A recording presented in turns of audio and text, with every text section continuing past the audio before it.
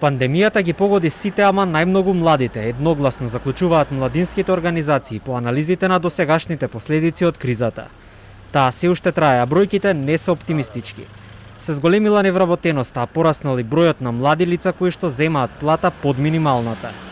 Официјалните податоци на управата за јавни приходи се дека од 540.000 лица кои примиле плата во првите месеци од како започна пандемијата, само околу 1/6 се под 30 години. Владата немаше директен пристап до младите, се концентрираше на студентите и средношколците, а генералната популација на млади не беше целосно опфатена, особено оние кои што изгубиле работна позиција.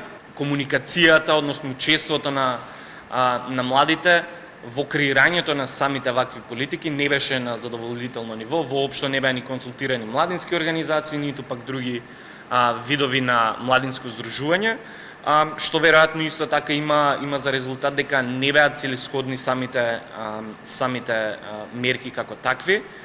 Од лани овој период до сега младинската невработеност се зголемила за 4%.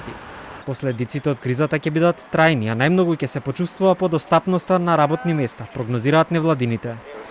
Дури за 6% се зголемил бројот на млади лица што земаат плата под минималната.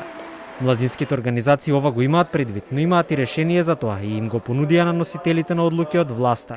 Препорачуваме државата да креира и спроведе политика со која младите лица до 29 години кои се вработени да бидат ослободени од плаќање на данок на персонален доход.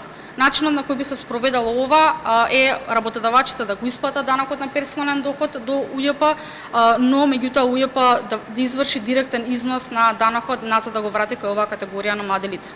Олеснување за работодавачите што ќе примат на работа млад човек исто така е едно од решенијата што ги нудат младите, кои во меѓувреме бараат да се формира и координативно тело на институциите, кое ќе биде наменето само за младински прашања.